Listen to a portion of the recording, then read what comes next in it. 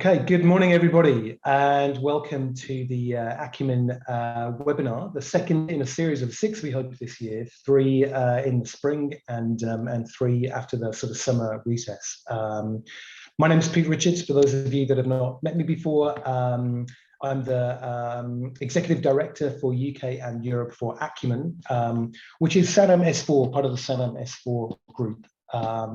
For those of you that don't know, SANAM S4 has recently rebranded the education division of its company, and Acumen is the new brand for education. But thank you for joining us today. I'm just looking at the screen here, Joyce, and it looks like you're on the screen, but I'll press on anyway. But yeah, today's panel, we're going to talk about the evolution and revolution of Tme.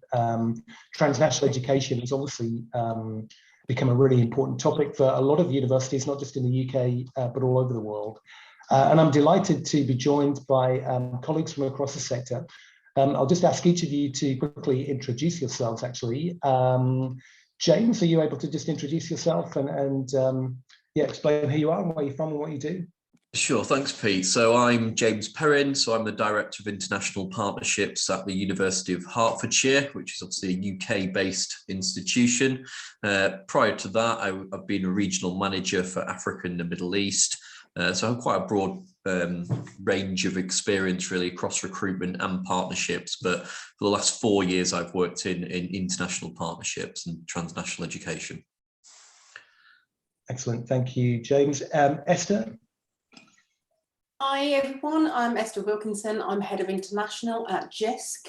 JISC is the body that supports digital data and infrastructure for all of our research and education needs in the UK. We support our members internationally, and that therefore includes TNE.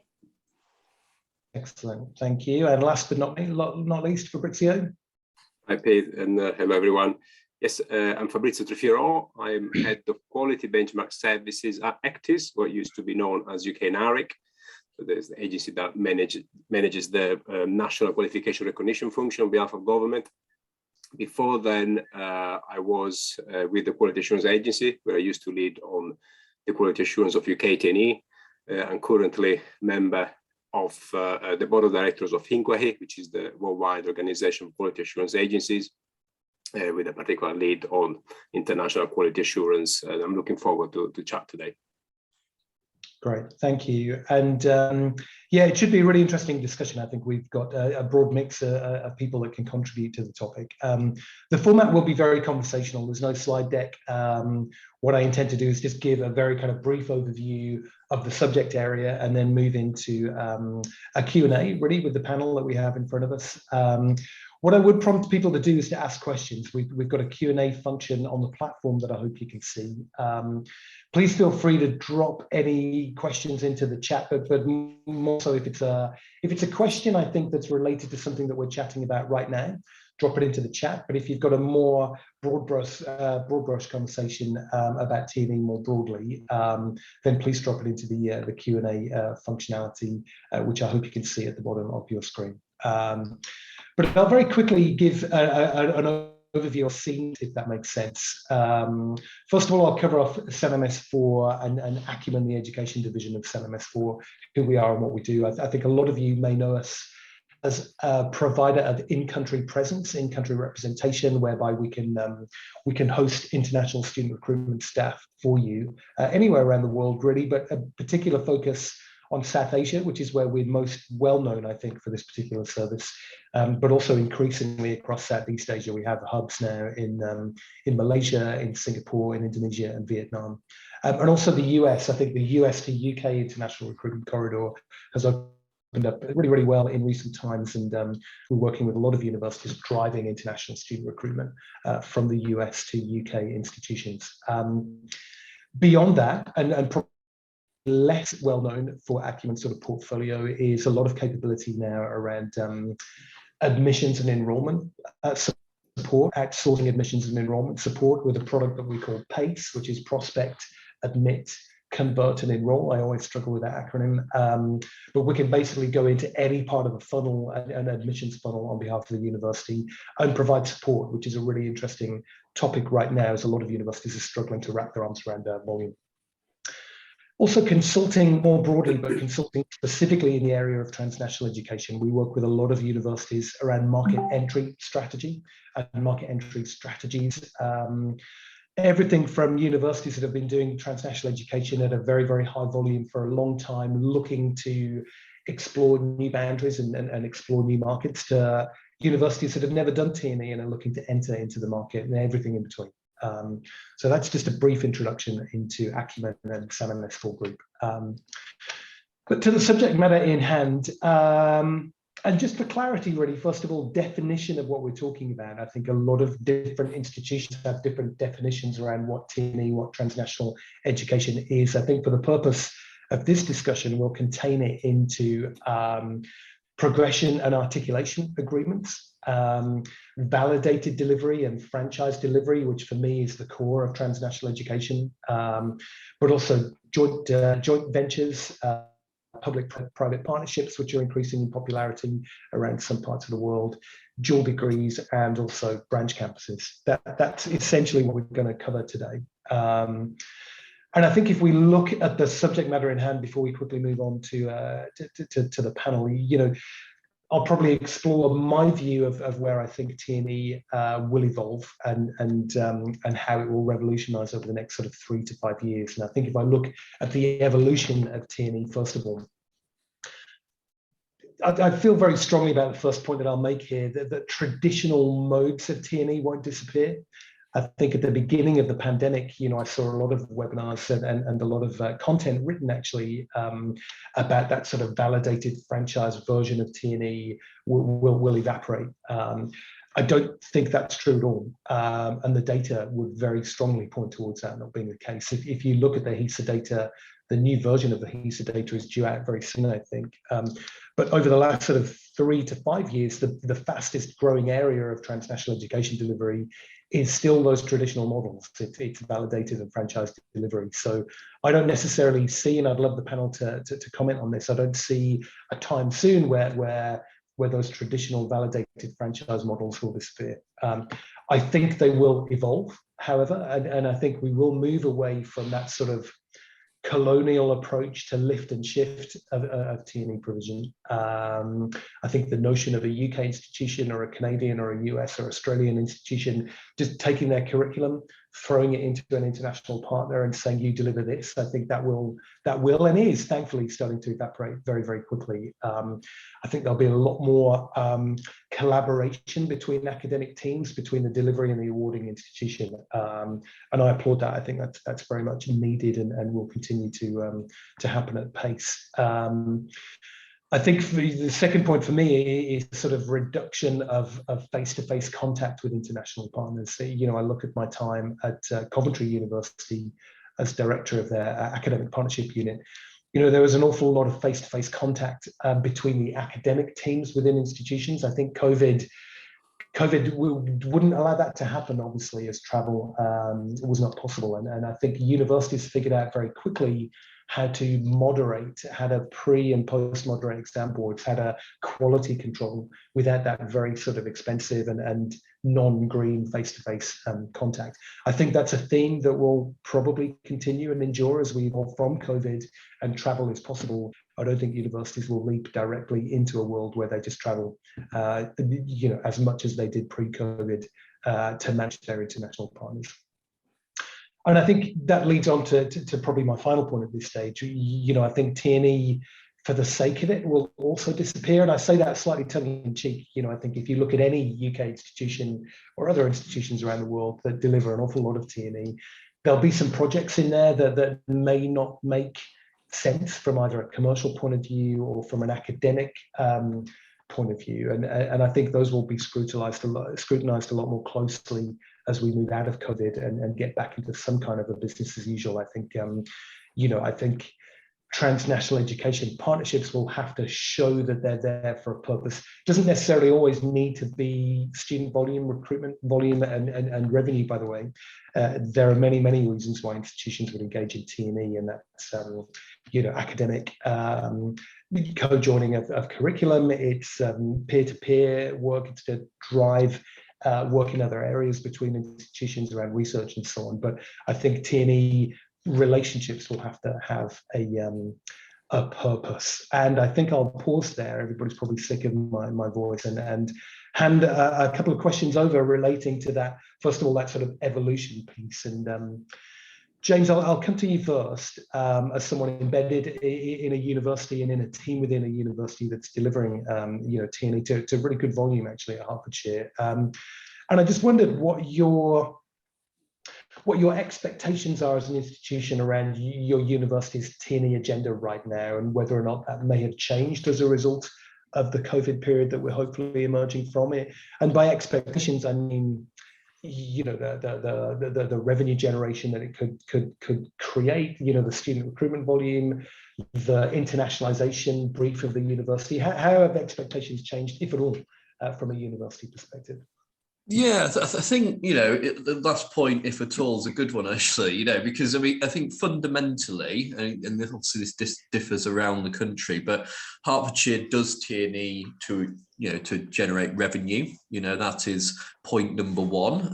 It's often not an attractive thing to talk about within the sector, but we embark on transnational education projects to generate revenue for the institution, because obviously it's a big resource commitment, and we need to ensure that our overseas T&E activity is adding value to the institution and not taking away from other activities we can obviously do in the UK. So, it has to generate revenue. And I think, probably since the pandemic, that's got more acute, where there's less appetite for more luxury projects, shall we say, where, they may generate some revenue, but they're not huge revenue generators. I think it's, we're looking for it to feed into our obviously overall strategy of globalization, internationalization, but also flexible learning. And obviously all institutions are tackling this issue at the moment to a greater or lesser extent. Everybody had to do it during the pandemic, but a number of our T&E products kind of feed into that. So supported distance learning or blended learning models that we operate becoming certainly more popular with an international audience, and we're getting quite high demand for those, but also feed into some of the sort of pedagogical approaches that we have on campus. So there is some synergies there between what we do on campus and our overseas activities.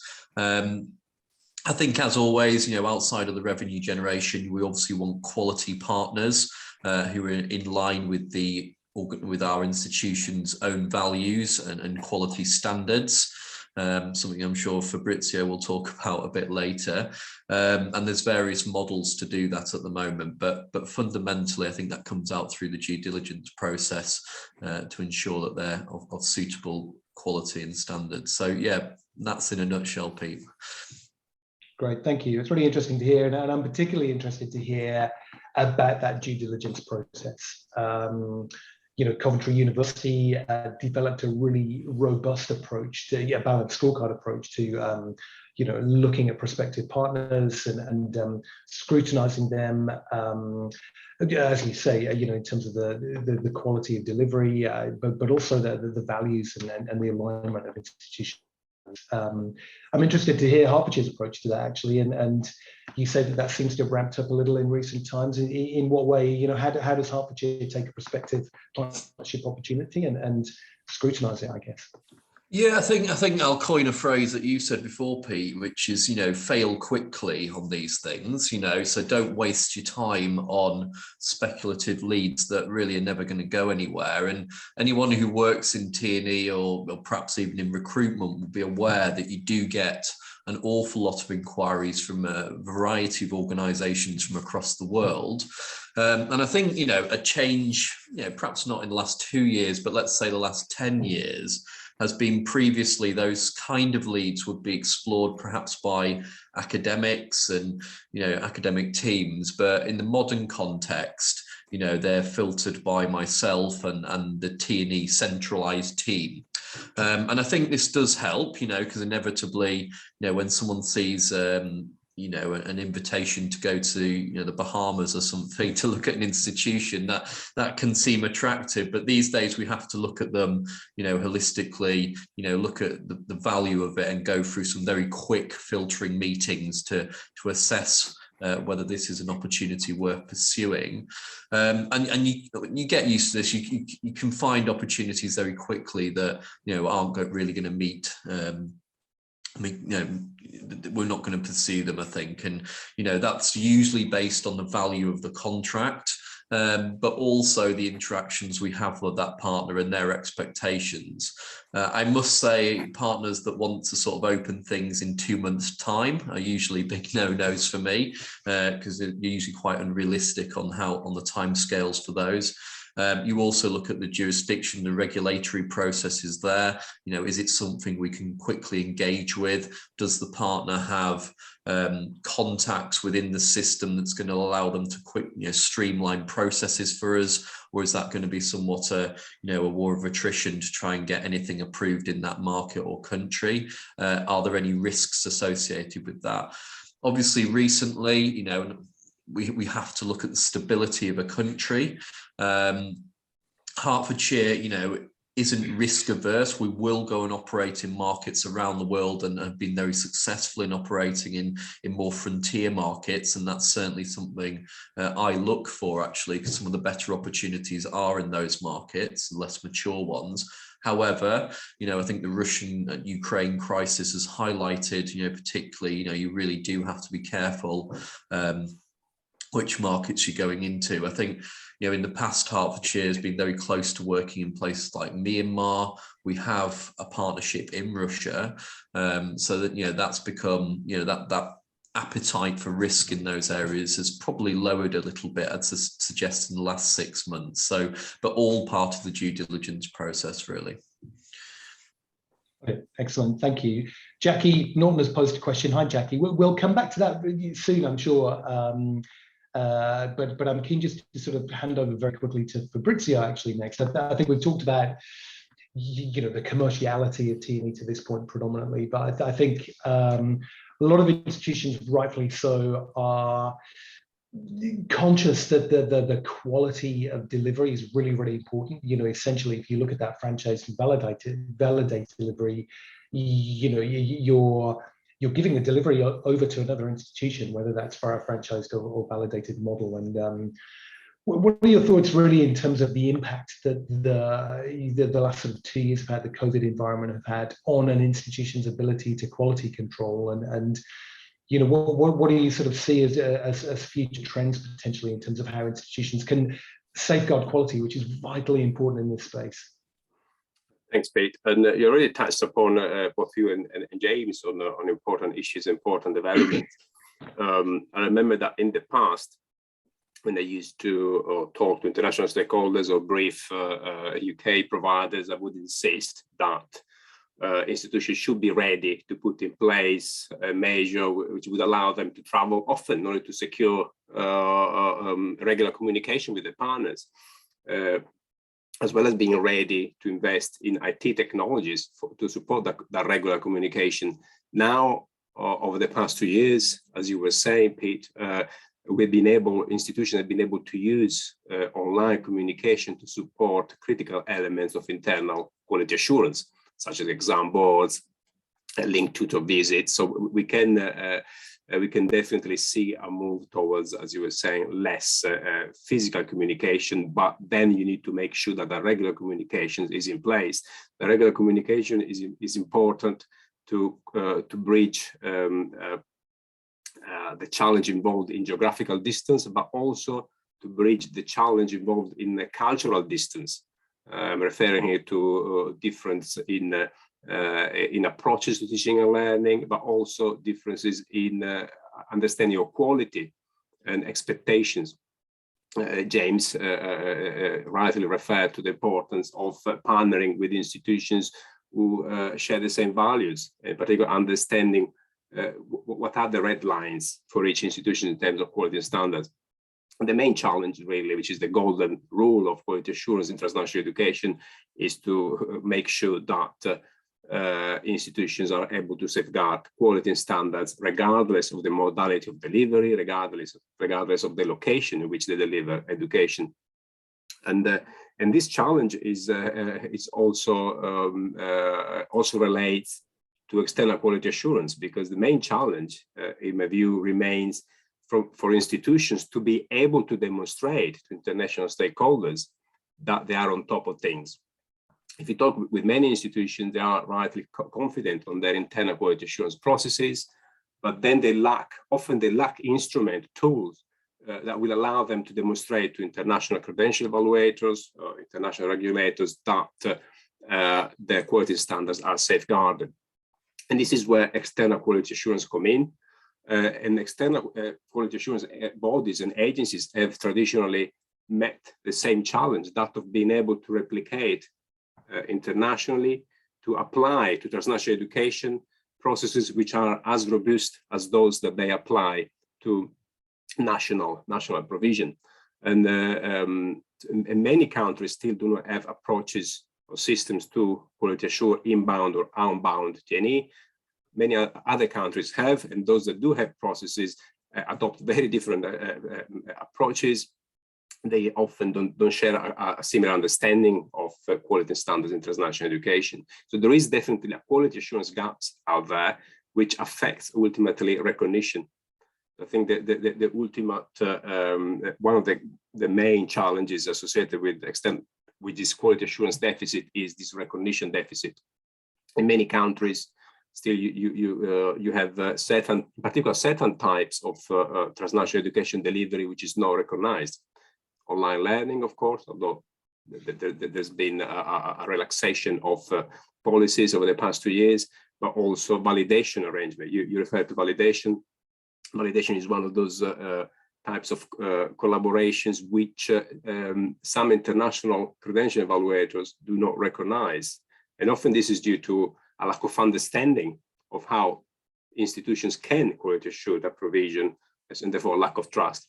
And to conclude very, very quickly, it is because of this, let's say, international predicament that over the past 2 years, the UK and ARIC, now ACTIS, we've worked hard to develop a service which could help Tme providers, regardless of country of origin or delivery, to be able to demonstrate in a reliable and confident way to international stakeholders that their Tme operations meet international standards of good practice. So we've developed this Tme quality benchmark service, which is very much aimed at supporting the international education community in covering that quality assurance and recognition deficit. And as part of this service, which we have reviewed recently, we are very excited to partner both with Acumen, but also with another third party, which is iGraduate.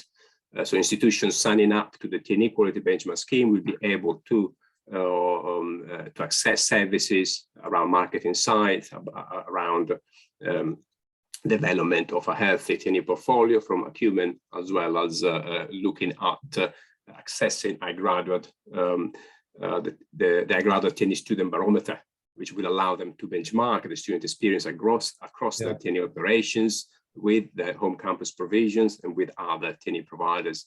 And this will also strengthen the capacity to oversee Tme provision and enhance that provision.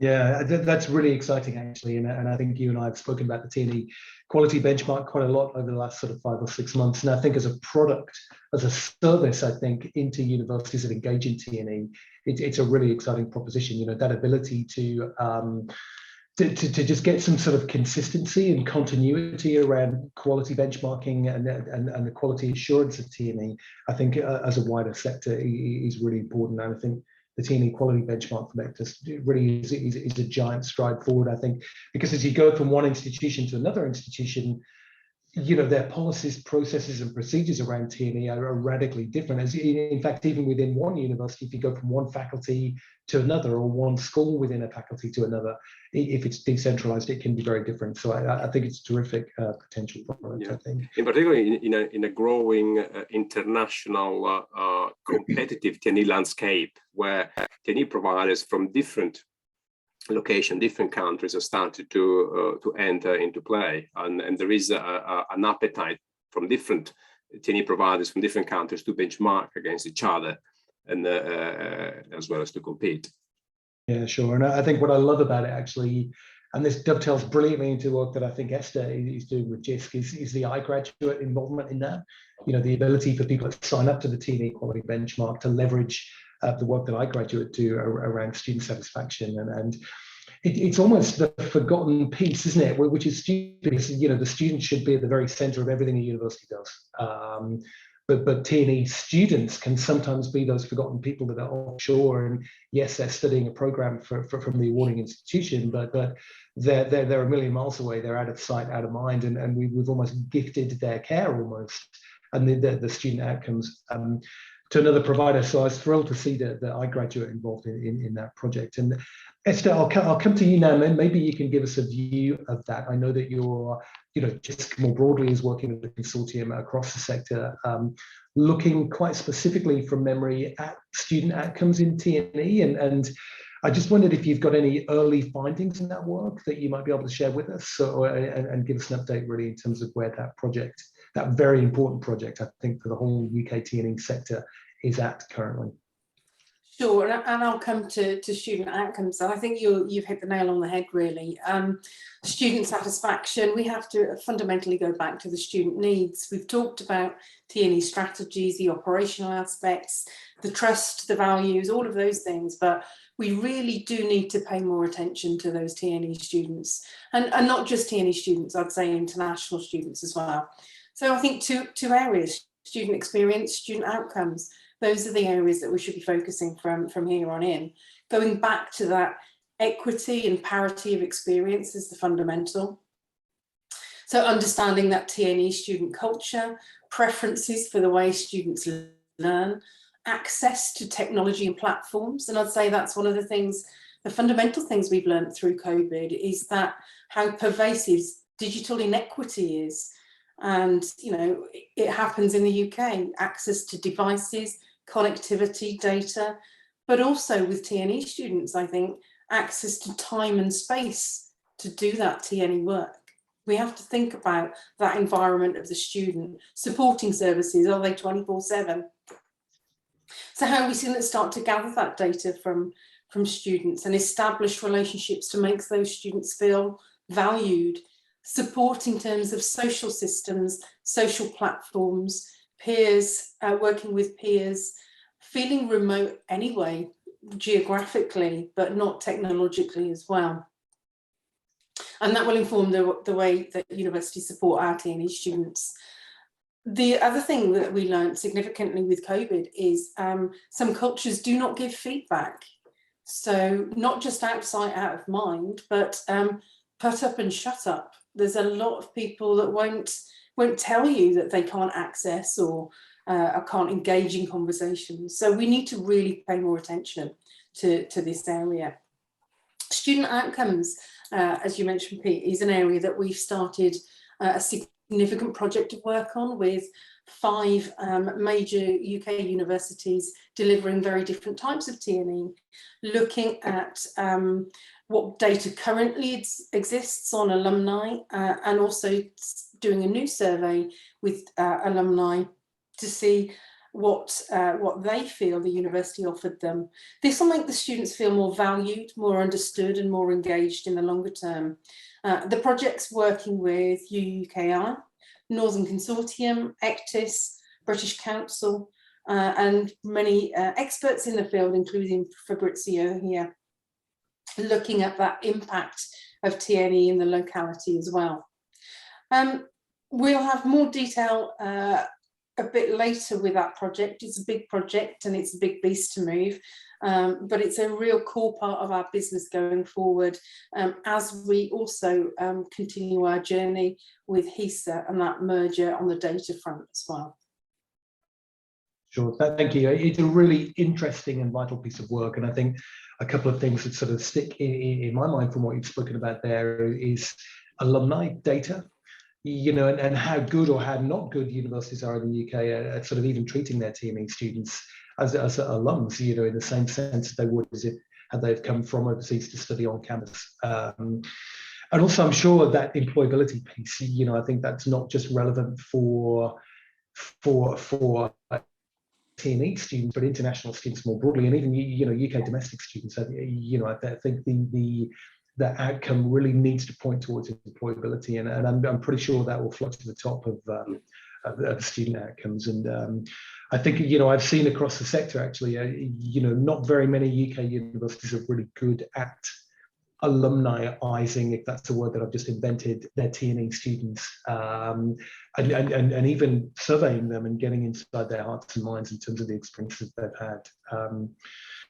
I wonder if I can bring it back to you, James. I hate to bring you on the spot on a fairly hot and fairly contentious topic. I can talk a little bit about what Coventry did and didn't do in that area, but I wonder what Hertfordshire does to try to bring their TNE students into the fold and make them feel more like a Hertfordshire student when they're studying overseas. I just wonder what Hertfordshire do in that space. Yeah, I mean, it's absolutely essential, really, that you know, as particularly near of the Office for Students, where, you know, regardless of what you think, TNE students are your students. You know, even if you feel that might be quite a distant relationship, you know, it's absolutely clear to the Office for Students, and they can complain, they can, you know, participate in regulatory processes just as much as a UK-based student. So I think that's a fundamental point, really. Now, the Office of Students, obviously, they're getting their heads around TNE a little bit, but it's very clear that there's going to be greater scrutiny over the next 2 to 3 years. I think Hertfordshire feels very confident. Our processes are robust around that. But how do we make the actual students feel a part of Hertfordshire? Well, of course, they're alumni of the university, and we have quite an extensive network around the world. I think particularly Malaysia, where we've been for about 25 years now, we have quite an active alumni society there that interacts with our UK-based alumni team. Similarly in Pakistan and other key markets for us. I think we are doing a lot more of what I think at Coventry call COIL projects, so collaborative online international learning. So our campus in Egypt, they've just completed what we call a global classroom project. And there is multiple projects like this around the university where it's been a collaborative module between UH business students and business students in Egypt, which culminated in an awards ceremony. So I think that's an excellent example of how you can integrate TNE. And I think it feeds into the wider agenda of global experiences, not least for your UK-based students, where, you know, if you're an institution like Hertfordshire, where, you know, many of our students come from a lower economic background, we have a large BAME contingent at the University of Hertfordshire, and those students, you know, with the stats, often don't travel overseas for those economic reasons. So TNE can help with that as well, you know, bringing global experiences to students through those interactive projects that can be done, you know, online and digitally in the modern era. And I think they can add quite a lot of value to a student's experience, and not least to them getting employment and a greater worldview in the future in what is, of course, a globalized, you know, world now. You can't escape it. So I think that's an excellent example. I think those types of projects, they're not too difficult to do, you know. I'm not going to say they're easy, but they're not too difficult, and many universities have models there already. I know obviously Coventry have some excellent work there. Hertfordshire's done this for quite some time. I'm sure there's many other in the sector that do this sort of work, and I think that's, you know, it's much easier than, you know, for example, taking a group of students overseas, much cheaper, and you can get some really solid outcomes out of that because they're obviously all working collaboratively on a project. And I think that's direct training for the world of work as well, where, you know, graduates will be working inevitably on Teams, Zoom with colleagues around the world when they go into the world of work, or even within the UK. So that's, you know, Hertfordshire, that's very much at the centre of our T&E offer. And it's certainly something I'm trying to build more and more into the projects that we're doing. So going back to that early due diligence piece, you know, that is now a factor in this. You know, can this partner, you know, interact with that global classroom environment? You know, are they going to be suitable for that? I think talking to Esther's point about, you know, some people, you know, access to digital services, I think you have to look at asynchronous stuff as well, where people can access it without having a live internet connection. You know, there's many solutions to this, and, you know, I think we're all working creatively to try and bring that into the T&E product. Yeah, the technology piece is a fascinating area, I think, and it sort of wanders into that sort of revolution T&E, revolution of T&E piece. You know, certainly I'm seeing a big trend towards micro-credentialing, online and blended T&E delivery models. And I think that almost sort of magnifies some of the issues that we've spoken about, particularly around quality assurance, Fabrizio and Esther, that student experience as well. And you know, as T&E becomes more digitized, you know, you've got that access issue. Not everybody has access to high quality internet. Not everybody has access to core equipment. But I just wonder, Esther, I'll come to you first around the student experience piece. What do you think universities can do to take an already dispersed student body that might just step even away from a bricks and mortar university in a micro-credentialed or an online or a blended format of T&E? It almost steps them one step further away from the UK awarding institution. What do you think universities might be able to do to kind of bring them into the fold in that environment? It's a really big challenge, I think, for T&E as it revolutionises towards more online and blended. There's a couple of points of learning again that we've had over the past couple of years. My first point would be to use technology as an enabler and not a driver for what we're doing.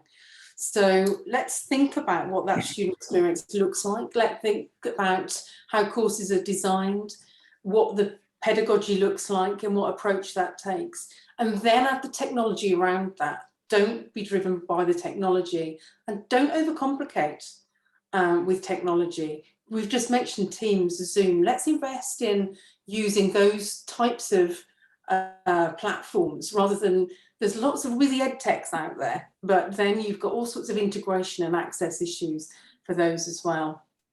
The other point I think I'd make for universities is we've had a number of universities come to us in the last couple of years to help them now do a digital transformation strategy for their institution. Separately, I get lots of people coming to me and talking to how to deliver T&E in X, Y, and Z, but digital transformation and leadership strategy should include T&E. And how often has that been thought about? Not very often in my experience. So let's try and combine those together to go back to that student experience and optimize that. Yeah, it's a very good point, I think. And from a quality assurance perspective, Fabrizio, have you got any thoughts on how institutions can wrap their arms around quality assurance of T&E? Again, thinking more around that micro-credentialing, that online, that blended world. How do you see that evolving? Yeah, well, a number of things there. Well, I'll start with this one, Jeff. I think is one of possibly, and I hope, is going to be the main lessons learned from COVID. And I'm talking about in particular lessons learned by part of quality assurance bodies and qualification recognition bodies, which in my view often have posed obstacles to innovation and to allowing the international education community to benefit from the full progressive potential of transnational education as a means to widening access to quality education, for example. I'm referring here to quality assurance and qualification recognition challenges. I think one of the main challenges there has to do with some international understandings of what I refer to as the golden rule of quality assurance and T&E, which is the comparability of quality standards. Often the comparability is taken to apply to quality intended as a student experience, as much as standard. So I think if we distinguish between standards, that is learning outcomes, and quality as the student experience, the learning environment, then we are in a better position to facilitate recognition issue. If I can explain a bit better. With regard to comparability of standards, I think we all agree that this shouldn't be compromised. Comparability should be an uncompromisable expectations. But when it comes to the student experience, anything above and beyond what is required by students to achieve those learning outcomes should be a matter of student expectation and student choice. And this points to an outcome-based approach to quality assurance and to recognition. Now, what COVID has allowed the international education community to appreciate is that students can achieve learning outcomes studying in very different modalities, in very different environments.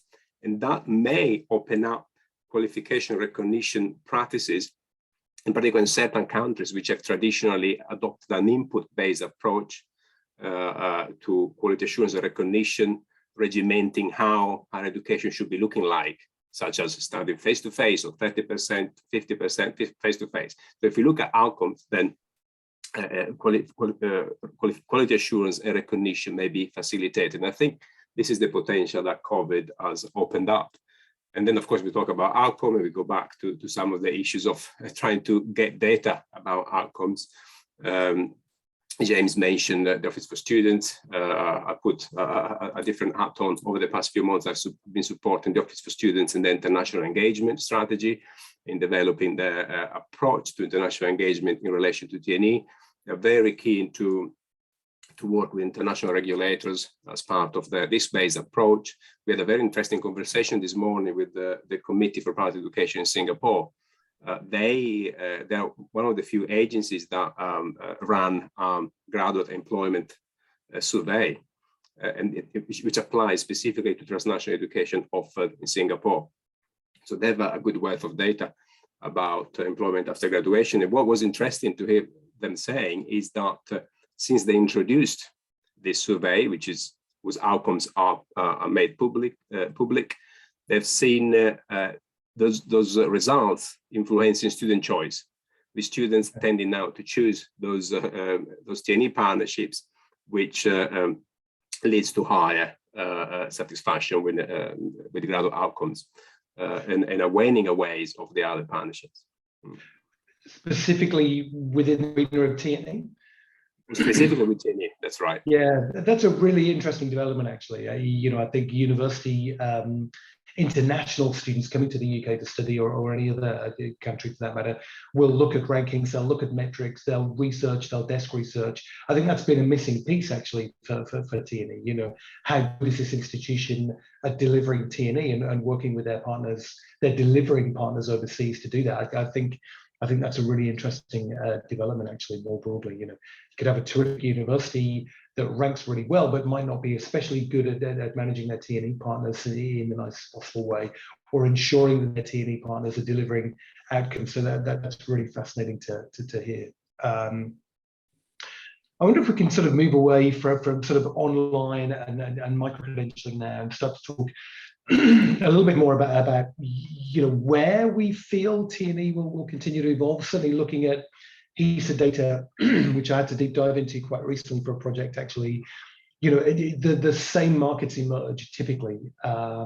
Malaysia, China, obviously, if you include certain models, but certainly Singapore, Malaysia, Hong Kong, despite some of the geopolitical challenges there. Greece seems to still be an emerging market within the European arena.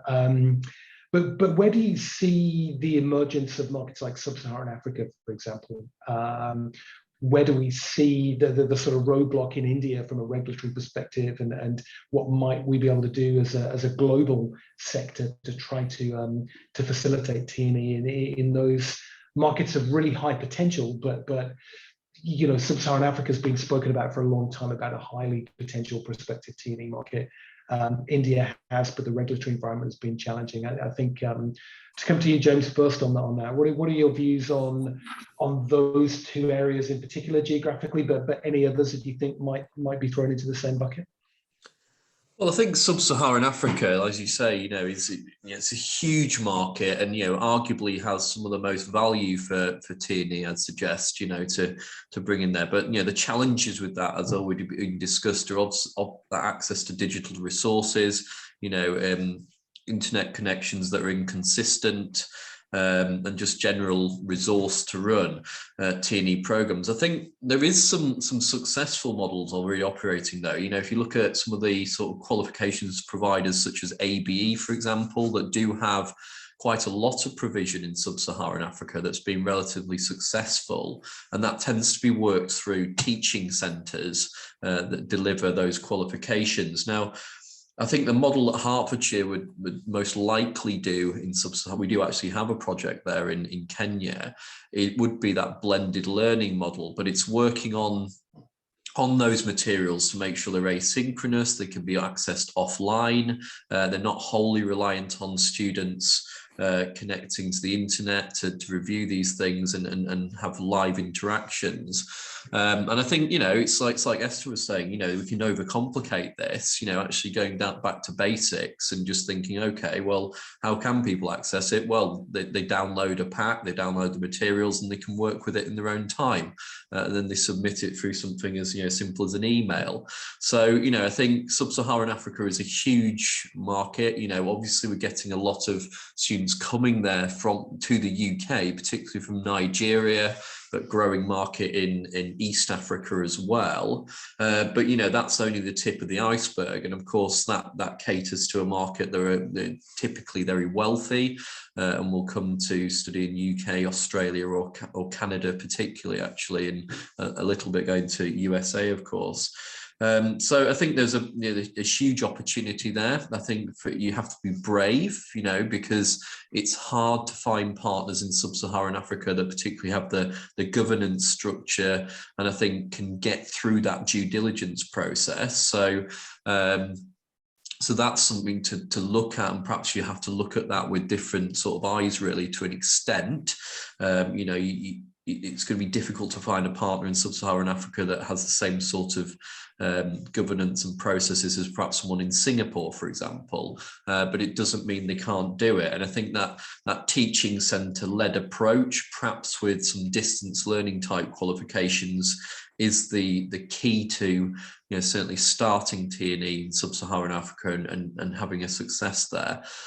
So I think there is an opportunity if people want to be brave, and obviously there's a market there, a huge market in multiple countries, and some quite exciting things you can do there. I think in respect of India, obviously their policies have changed recently, where they are more open to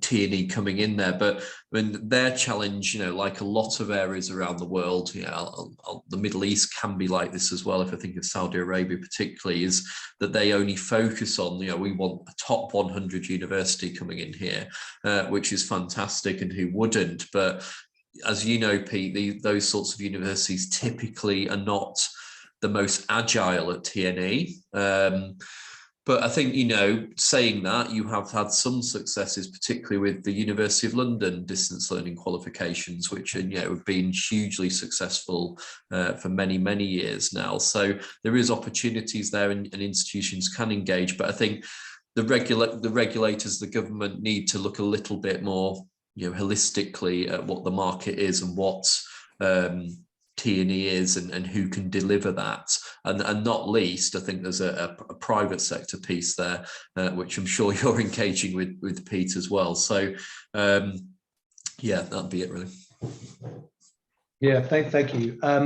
Tom's asked a question actually, which we'll deal with now, which is how do we provide library resources to T&E partners without online access? Do downloadable resource packs include books, articles, etc., and how is this licensed? I think from putting my previous experience hat on with Coventry University, I think first of all it would be quite unusual for us to consider engaging with a partner that just has no online access. I think as we move into a world where we would pre and post moderate in a more digital form rather than a face-to-face form, that would become increasingly hard to do. However, Tom, to answer your question, with every partner that Coventry University, would engage with, we would try to replicate our tactile library. The best example of that was when we engaged in Egypt to develop a branch campus in Egypt via a joint venture.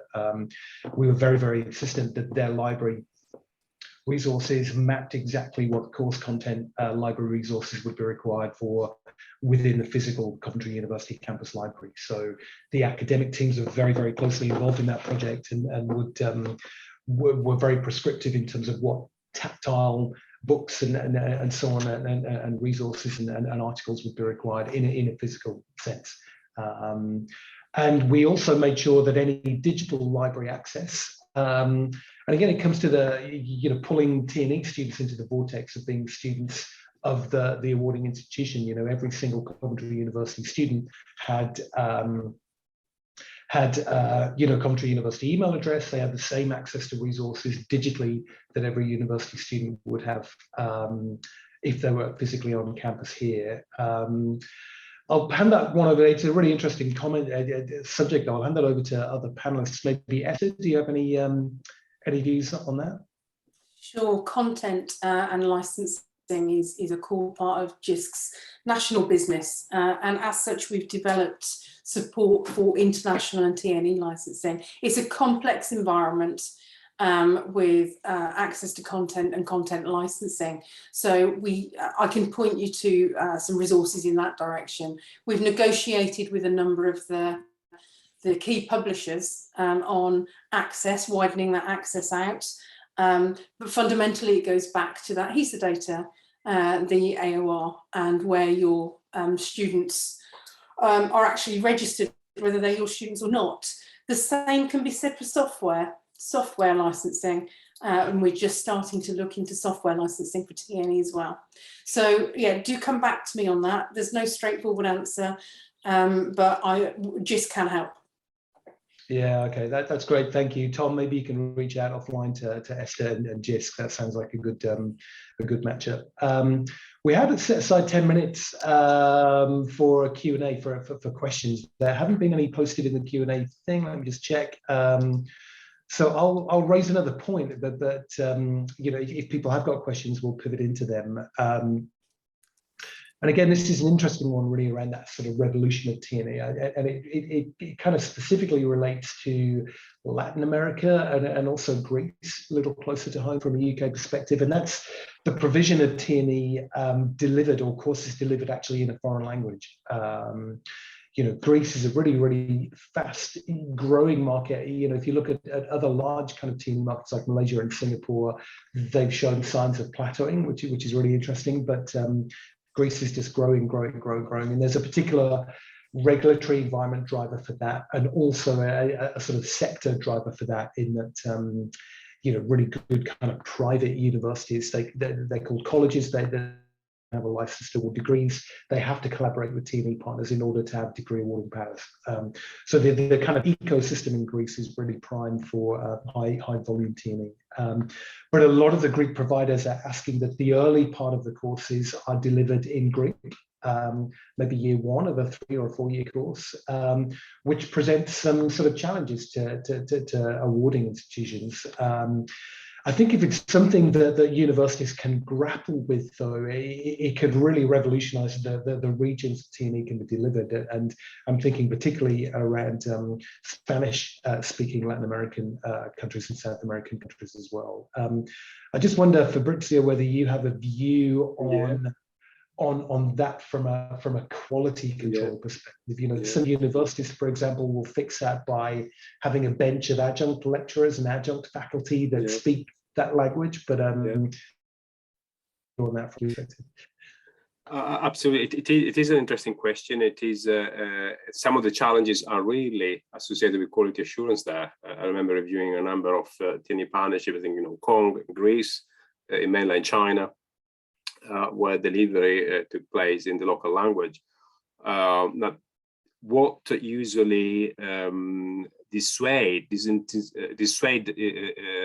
degree awarding bodies to engage in delivery in other languages is the lack of capacity to keep on top of what's happening out there. So you need to be able to monitor quality standards. If you don't understand what is taught, how it is taught, then it is very difficult. So institutions which have engaged in non-English language delivery had to invest in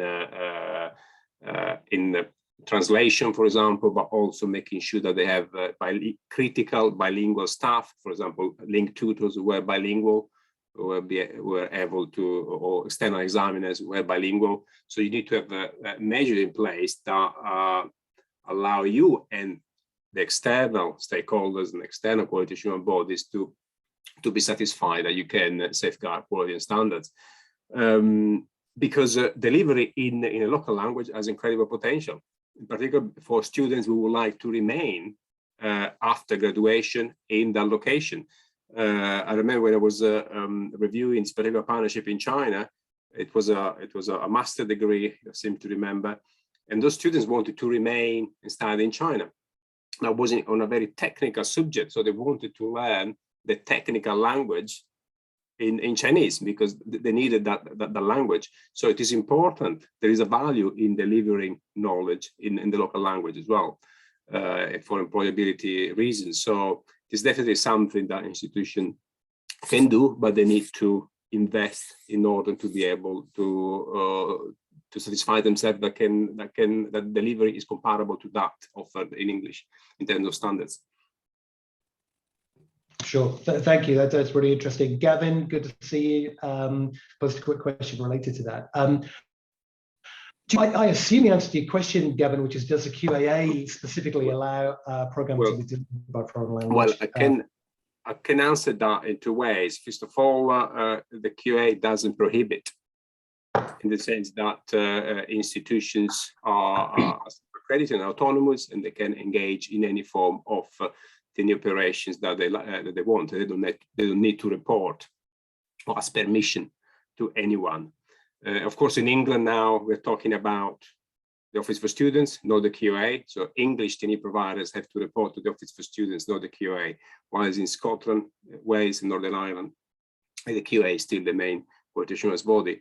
I remember when I was at the QA, there was the quality code. It was a section B10 of the quality code, which addressed delivery in language other than English. And again, there was not prohibition, because it wasn't a matter of prohibit, but it was a matter of making sure that institutions paid attention to the challenges which I mentioned, so making sure that you have the processes in place.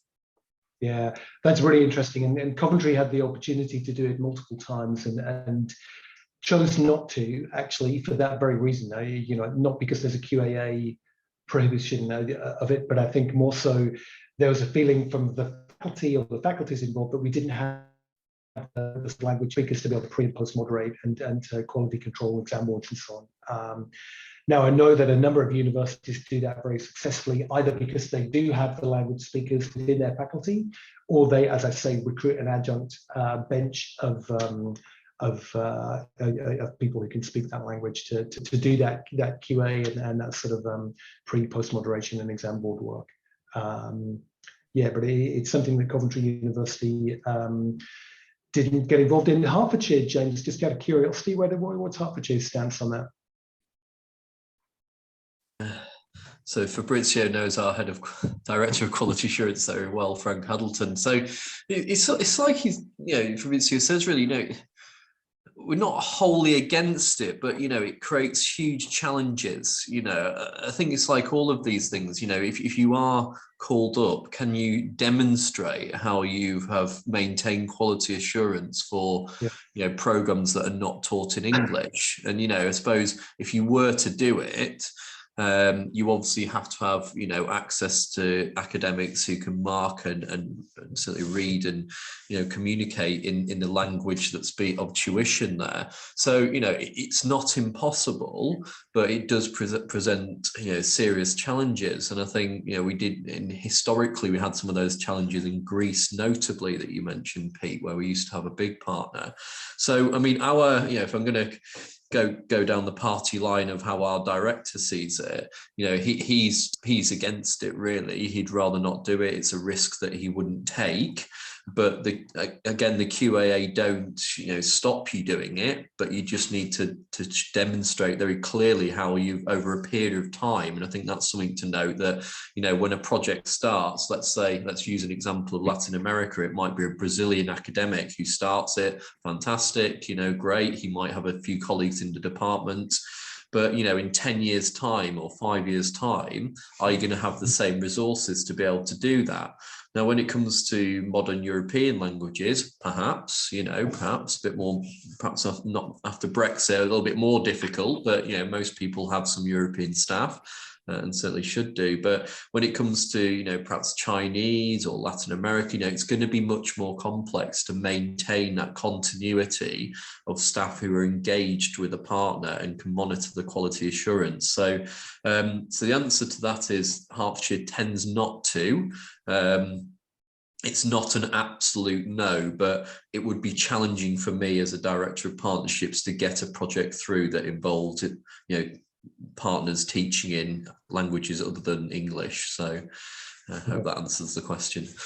Yeah, it does. And that brings us to a conclusion, actually. We're out of time, very sadly. But I'd like to thank you, the panel. It's been a really, really interesting discussion. Fabrizio, Esther, James, and the participants that have asked questions. And yeah, really enjoyable session. I think we'll be publishing the third webinar in the series pretty soon. It will be on the challenges that universities face around admissions and enrollments currently, with a high volume of interests in UK institutions. But for now, thanks so much to the panel, and thanks so much to the people that have attended today. That's been a really interesting discussion, so thank you.